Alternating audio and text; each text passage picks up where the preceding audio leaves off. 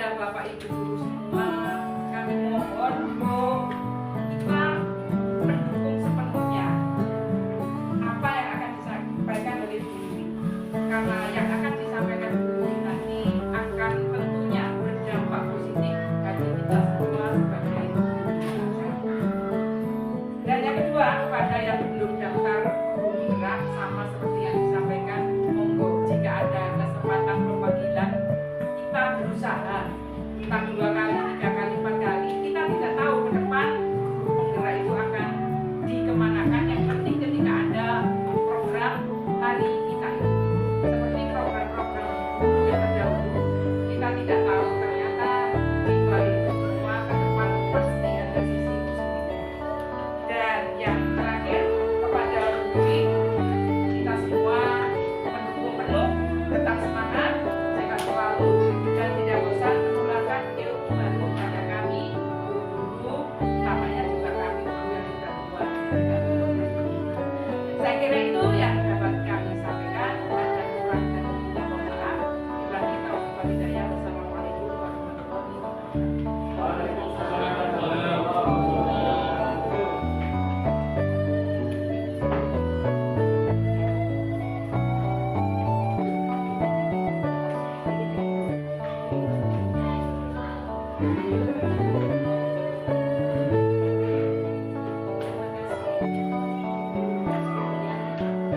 Yang acara ketiga yaitu acara kita penyampaian diseminasi budaya positif oleh Ibu Yuli Suswanti.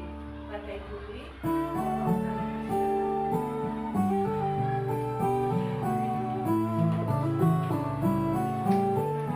Assalamualaikum warahmatullahi wabarakatuh. Waalaikumsalam warahmatullahi wabarakatuh.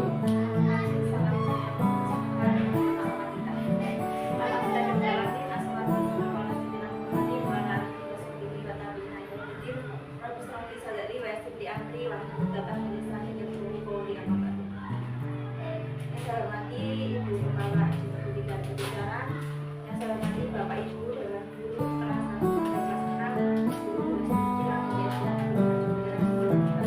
syukur alhamdulillah kita menjadikan kepada Allah Subhanahu wa taala yang mana pada pagi hari ini kita masih diberikan kesehatan, diberikan kesempatan sehingga bisa tetap buka dalam kegiatan yaitu diseminasi budaya positif atas penerapan segitiga restitusi. Bapak Ibu sekalian, di sini saya ucapkan terima kasih yang tertinggal kepada Bapak Ibu sekalian yang telah bekerjasama dengan baik untuk berpartisipasi dalam kegiatan hari ini. Kedoakannya selalu dan salam semoga selalu tercurahkan kepada kita Nabi Muhammad SAW yang mana dia adalah suri tawar dan baik. Bapak Ibu sekalian, di sini saya akan menyampaikan tentang diseminasi yaitu tentang budaya positif. Bagaimana saya telah mempelajari modul 1.1, 1.2, 1.3 sampai sekarang 1.4, yaitu ada kegiatan yang harus saya imbaskan kepada Bapak Ibu sekalian, yaitu tentang budaya positif yang akan kita lalui, yang akan kita imbaskan ke sekolah kita. Ini adalah tugas kami. Kegiatan pengimbasan 1.4 ini harus kita imbaskan kepada Bapak Ibu semua dengan harapan bahwasanya ketika saya memperoleh pendidikan di PGB, pendidikan bergerak, diharapkan bisa mengimbaskan kepada teman-teman sejawat, teman-teman yang sekolah, sehingga bisa menerapkan apa yang sudah dilakukan. Untuk yang pertama, kami sudah mengimbaskan pertama yang sudah saya lakukan, yaitu saya mengadakan atau aksi nyata yang sudah saya lakukan di kelas saya. Setelah saya mengimbaskan atau melaksanakan aksi nyata ke kelas saya sendiri, sekarang saya mencoba untuk berbagi praktik baik yang kedepannya kami berharap untuk bisa dilaksanakan di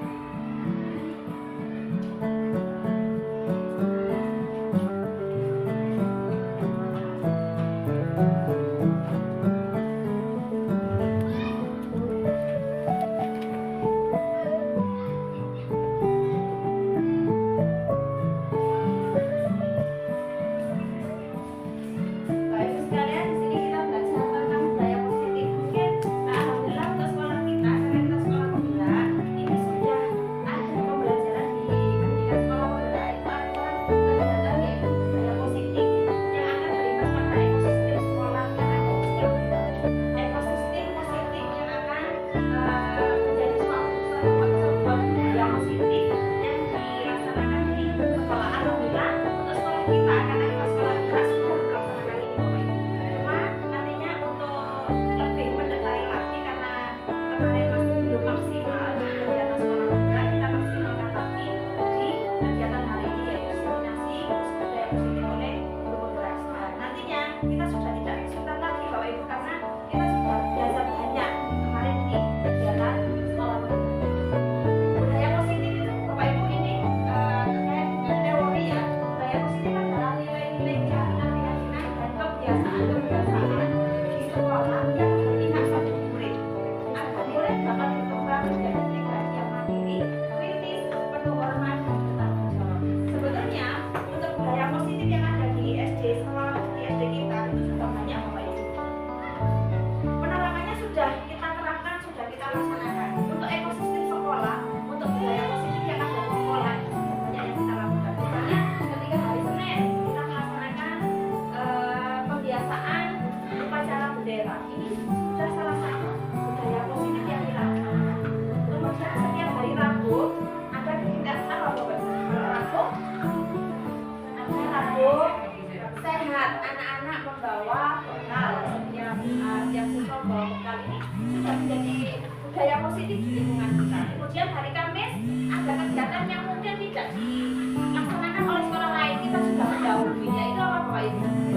Kamis Jawi. Ya, Kamis Jawi selain anak-anak menggunakan pakaian Kamis Jawi, Bapak Ibu juga memakai pakaian Kamis Jawi, dan ada lagi yaitu pembiasaan menggunakan bahasa Jawa setiap hari Kamis. Ketika menggunakan bahasa Jawa didampingi pula ketika kegiatan pulang pembelajaran yaitu pembelajaran bahasa Jawa di hari Kamis secara keseluruhan kelas 1 sampai kelas 3.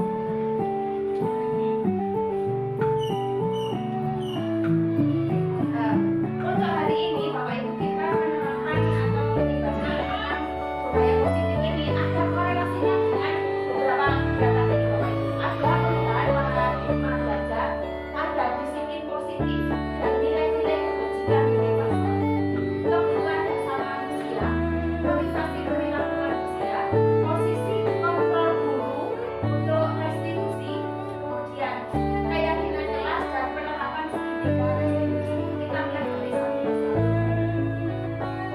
Yang pertama, perubahan paradigma belajar. Apa itu perubahan paradigma belajar? Ketika saat ini Bapak Ibu kita sudah mengalami yang namanya paradigma belajar, yaitu yang awalnya kita menggunakan kurikulum 2013, kita sekarang sudah beralih ke kurikulum merdeka, dan diharapkan setiap guru nantinya mau belajar. Ketika sudah ada perubahan, mari kita tanggapi perubahan itu dengan positif. Jangan sampai ketika ada perubahan panjenengan tidak mengikuti. Kita sama-sama mengikuti Bapak Ibu. Ketika ada perubahan, mari kita sama-sama mengikuti meskipun dengan belajar sedikit demi sedikit. Kalau kita tidak mau berubah, kita akan terlindas dengan zaman. Ketika zaman itu sudah berubah lebih baik, kita tidak mau belajar, kita akan tertinggal. Ini perubahan paradigma belajar sehingga menuntut untuk adanya kurikulum baru, ada pembiasaan-pembiasaan yang baru. Kita mengingat kembali ketika ada kurikulum merdeka, pasti ada hubungannya dengan profil pelajar Pancasila yang menjadi salah satu visi kita, yaitu mewujudkan anak-anak yang mempunyai karakter profil pelajar Pancasila. Kita ingatkan kembali, ada berapa dimensi Bapak Ibu profil pelajar Pancasila?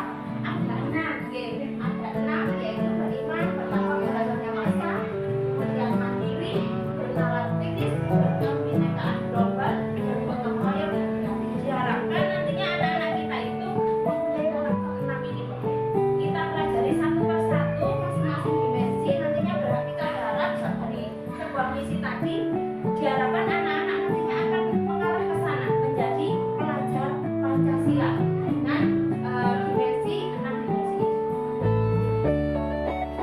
Kemudian disiplin positif dan nilai-nilai kebajikan universal.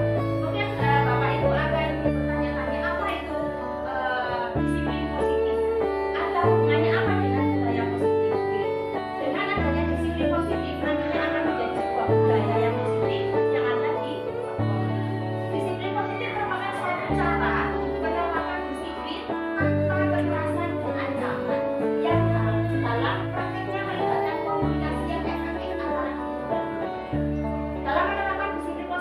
diajarkan, anak-anak itu diajarkan untuk memahami konsekuensi dari perilaku mereka.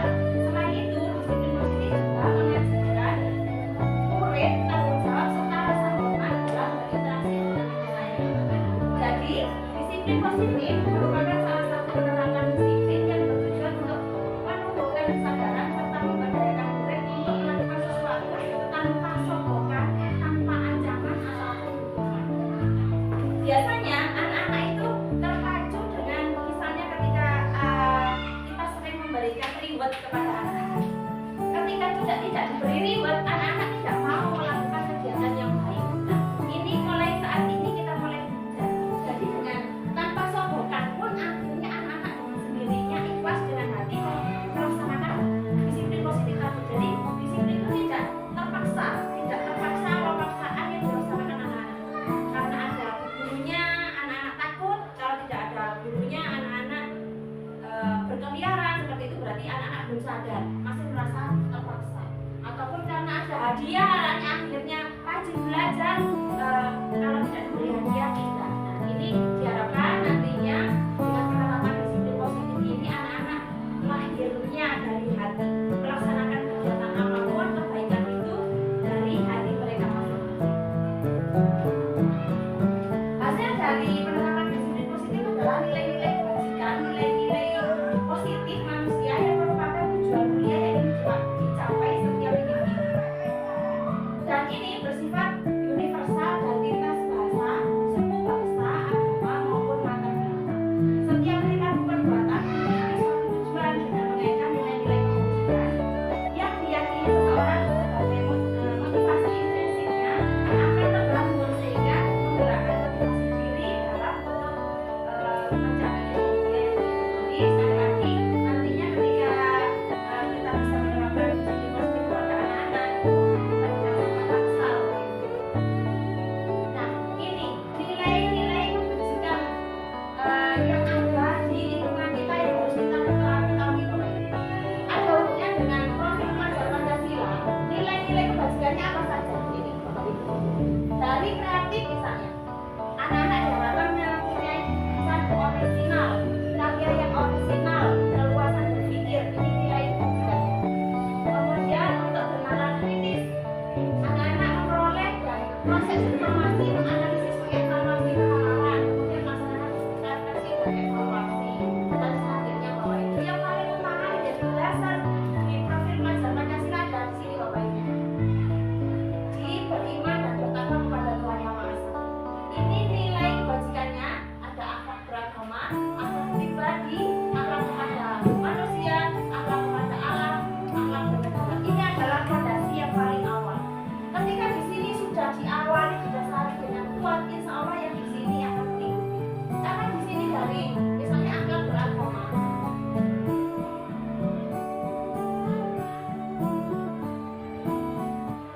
Untuk yang fondasi awal yang nilai keagamaan ini menjadi sangat dasar yang paling kuat. Ketika anak-anak sudah mempunyai rasa keimanan yang kuat, insya Allah akan ini akan lebih mengikuti. Jadi akhlaknya tadi ada akhlak beragama, akhlak kepada manusia, ada akhlak kepada lingkungan. Jadi ketika anak-anak sudah mencintai lingkungan, nantinya akan anak-anak ini nantinya menjadi apa gitu di belakangnya nanti sudah akhlaknya menjadi bagus ketika akhlaknya yang pertama sudah dikuatkan. Nah, ini yang selanjutnya yaitu kebutuhan dasar manusia.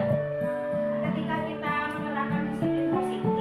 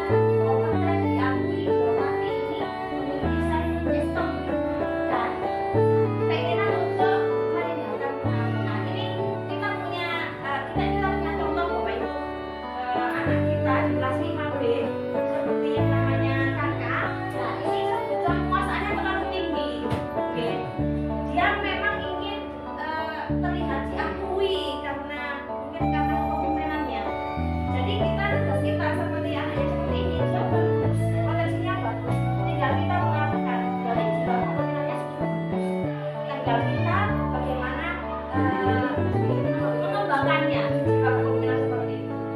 Pada teman-teman yang lain yang tidak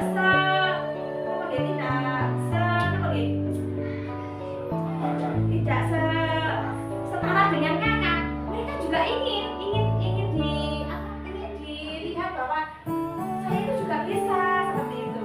Jadi mereka sama-sama punya kebutuhan kekuasaan tinggi, tidak hanya kakak saja, yang lain juga punya seperti ini. Jadi yang menonjol hanya kakak, yang lain juga seperti ingin seperti itu.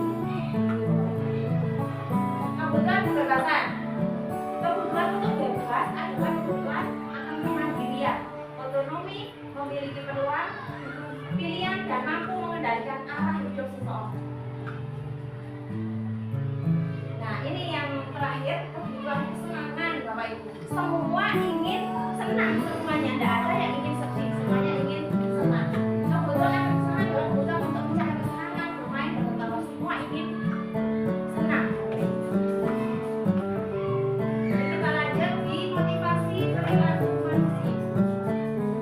Motivasi perilaku manusia ini ada dua, Bapak Ibu. Ada motivasi ekstrinsik, ada motivasi intrinsik. Motivasi ekstrinsik ini dari luar, yang intrinsik ini dari dalam. Untuk motivasi ekstrinsik ini untuk menghindari ketidaknyamanan atau hukuman. Kemudian yang kedua untuk mendapatkan imbalan atau penghargaan dari orang lain, ini yang dari luar. Yang dari dalam untuk menjadi orang yang mereka inginkan dan menghargai diri sendiri dan nilai-nilai yang mereka percaya. Nah, ini penerapan perilaku manusia, Bapak Ibu. Ketika kita menangani sebuah masalah bagi anak-anak, ini ada tiga kebiasaan yang kita lakukan untuk kita yang mana. Nanti kita introspeksi diri. Yang pertama adalah hukuman. Hukuman ini tidak terencana dan tiba-tiba. Kemudian kita tidak tahu apa yang akan terjadi atau dilibatkan. Kemudian yang ketiga bersifat satu arah. Keempat berupa hukuman atau fisik atau psikis. Nah, kalau hukuman ini mengarahnya kepada hal yang negatif nih, Bapak Ibu. Tapi kalau kita lihat mengarahnya ke negatif. Kalau sekarang yang konsekuensi. Kalau konsekuensi itu terencana, disepakati dengan adanya peraturan. Kemudian murid tetap dibuat tidak nyaman. Kemudian yang ketiga sikap guru selalu memonitor murid. Contohnya kalau konsekuensi, Bapak Ibu, ketika anak yang tidak memakai sepatu didenda 10.000 misalnya. Anak-anak bisa bayar 10.000, ya sudah ben meneh, pokoknya bisa bayar ya Bapak, tidak apa-apa, itu konsekuensi. Kalau hukuman ketika misalnya ada peraturan atau tidak, dengan biasanya dengan mengeksekusi anak-anak itu secara tiba-tiba. Kalau konsekuensi anak-anak misalnya melanggar, sudah ada aturannya, tidak memakai sepatu bayar 10.000. Anak-anak bayar, tapi nantinya ketika punya uang lagi dengan seenaknya anak-anak tetap melanggar lagi, bayar lagi. Itu konsekuensi. Kemudian restitusi, di sini perbedaannya, Bapak Ibu. Untuk proses restitusi itu menciptakan kondisi bagi murid untuk memperbaiki kesalahan. Kedua, proses kolaboratif yang mengajarkan murid untuk mencari solusi sendiri. Jadi ketika ada peraturan seperti itu, anak-anak tidak ditanamkan dengan gimana iso bayar 10.000, tapi anak-anak akan melanggar lagi. Kalau restitusi tidak, di restitusi itu diharapkan anak-anak bisa memperbaiki diri. Oh, ben aku berarti gak oleh mengulangi lagi dengan cara apapun. Kita menggalinya dari anak-anak itu dari hatinya. Jadi kan sama pokoknya itu bayar 10.000. Tapi bagaimana merubah hati anak-anak agar dia itu benar-benar sudah tidak akan mengulangi lagi dan sadar bahwa itu adalah salah. Ini sekarang posisi kontrol dan restitusi, Bapak Ibu. Ini kita mulai mengevaluasi diri kita sendiri. Ketika kita menangani sebuah masalah dari anak-anak, ada 5 posisi kontrol.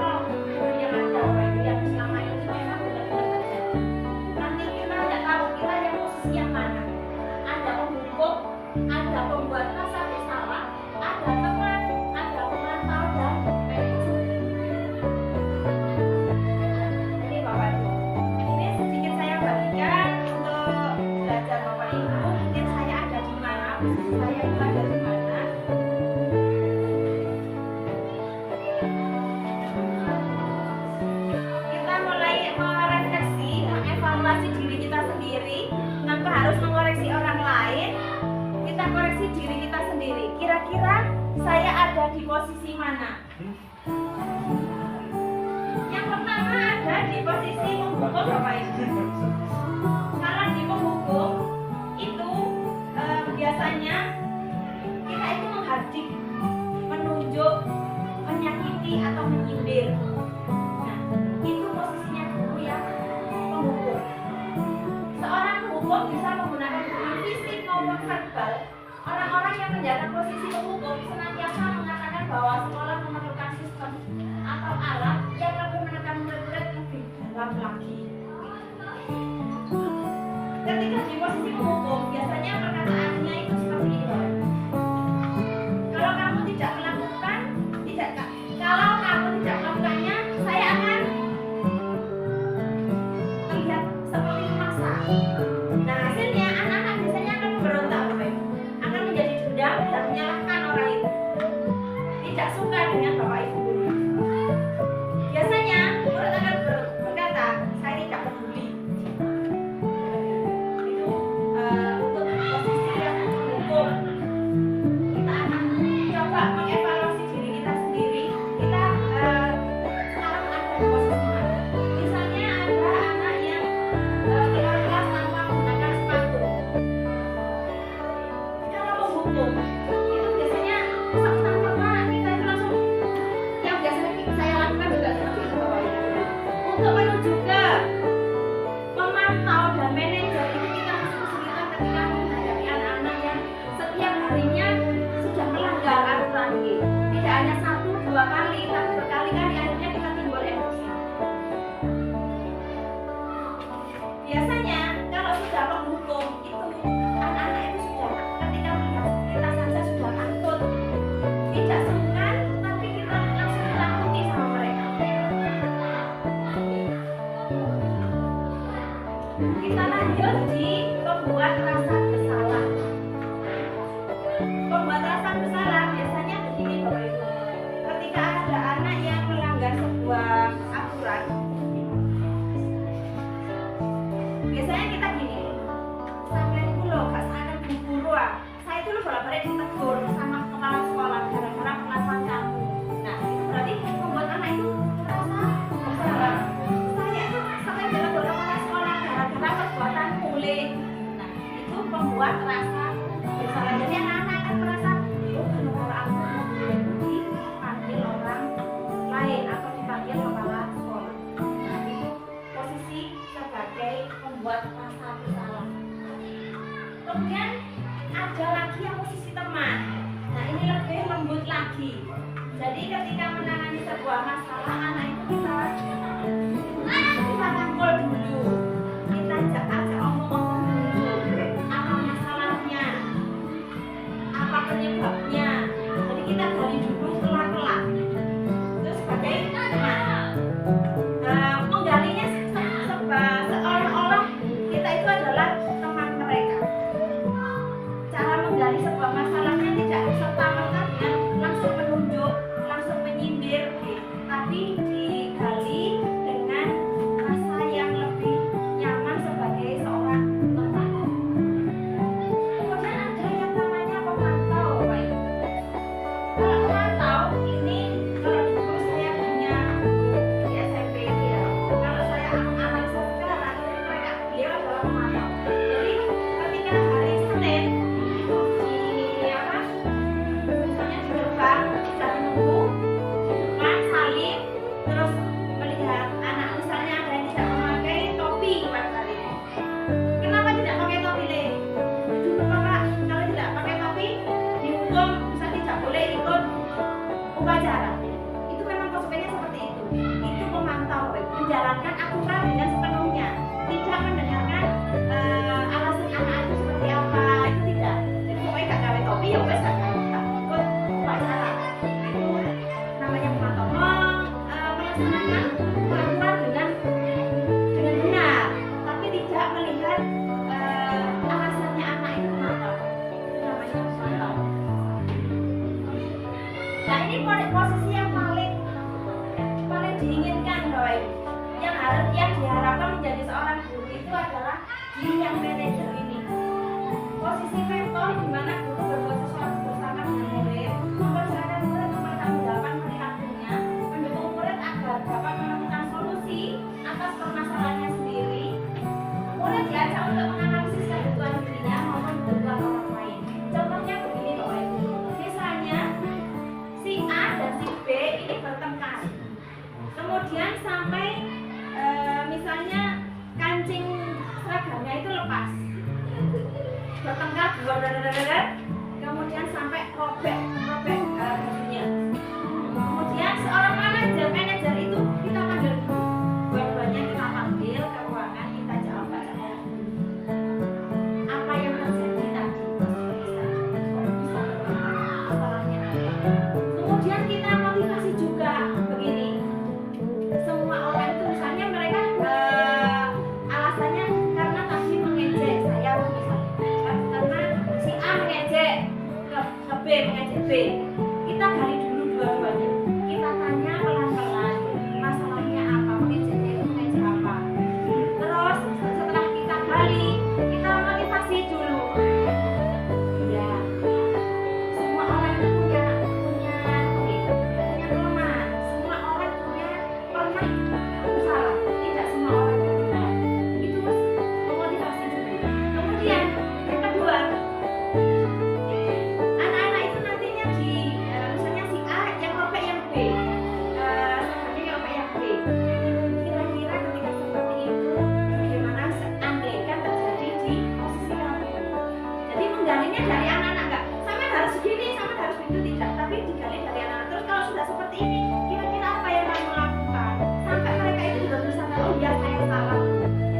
Kemudian ketika sudah merasa bersalah, kira-kira langkah selanjutnya untuk memperbaiki baju itu seperti apa?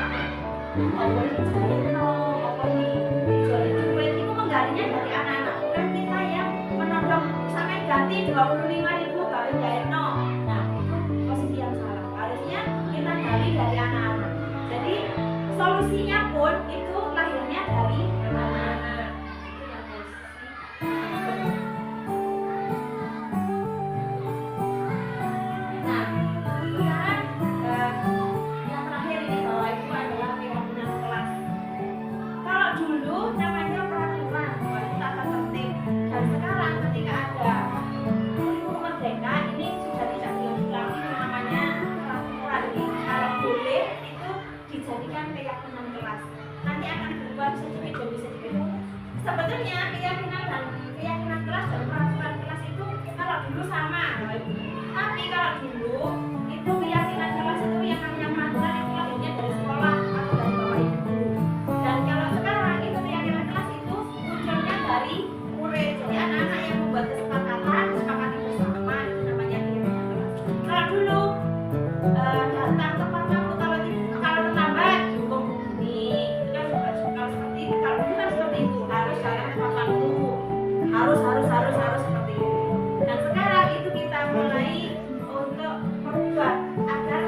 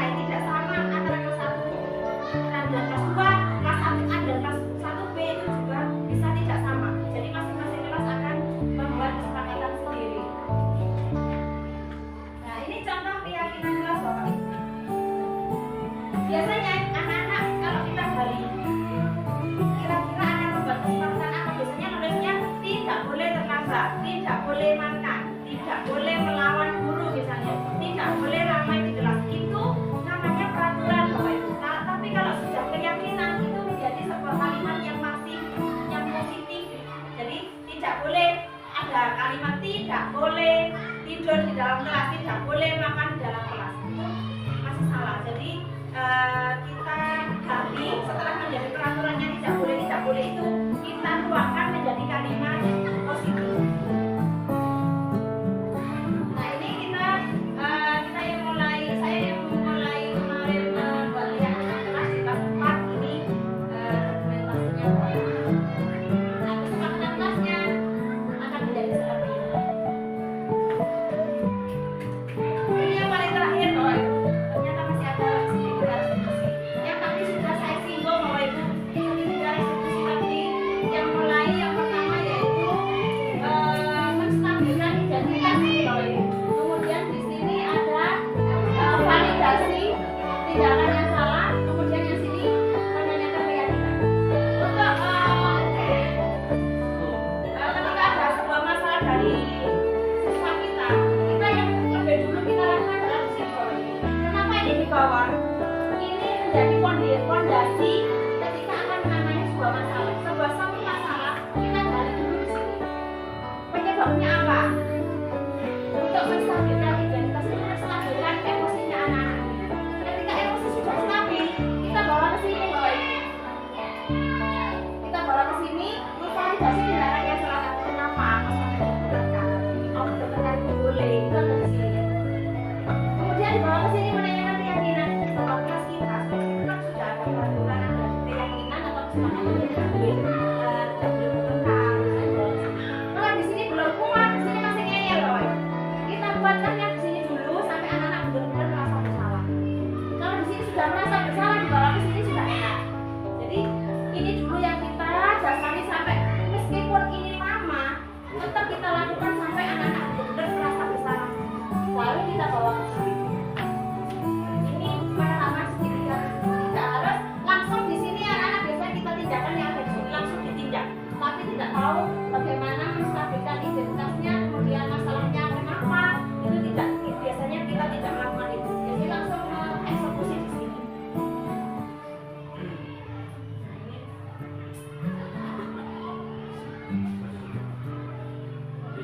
Ini kemarin ketika menghadapi anak yang terlambat sekolah.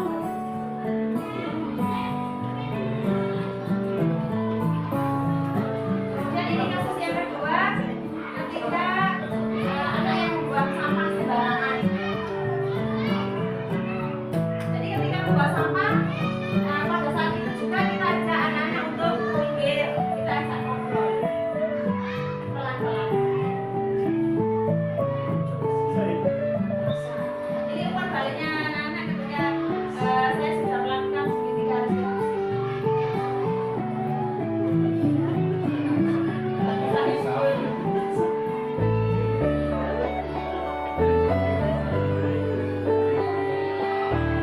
Nggak bisa ya Mas?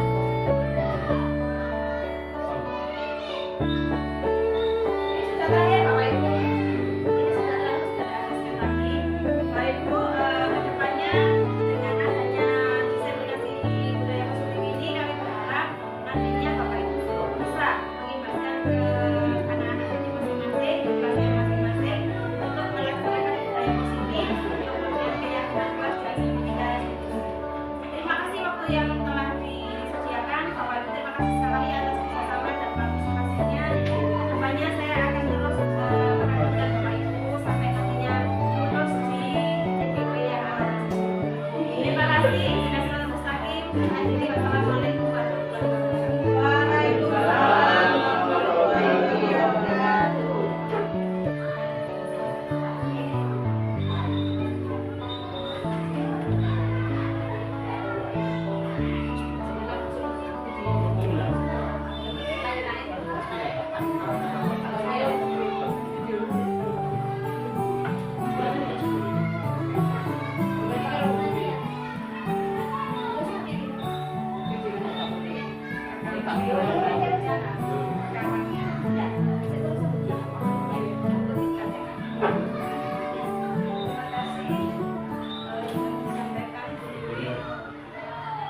Semoga apa yang telah disampaikan menambah ilmu kita.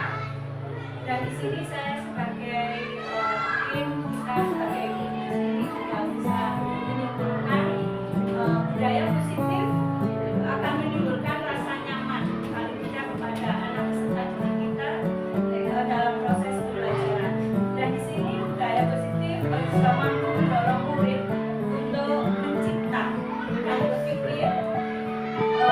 sebagai proses memerdekakan diri yang bisa diambil sehingga murid kita atau peserta didik kita menjadi lebih mandiri serta bertanggung jawab. Sebelum kita tutup, di sini saya sebagai pembawa acara sekian saya akhiri, dan jika ada salah kata atau kalimat saya mohon maaf yang sebesar-besarnya. Sekian dari saya. Wabillahi taufiq wal hidayah. Wassalamualaikum warahmatullahi wabarakatuh. Kepada Bapak Ridwan, mohon.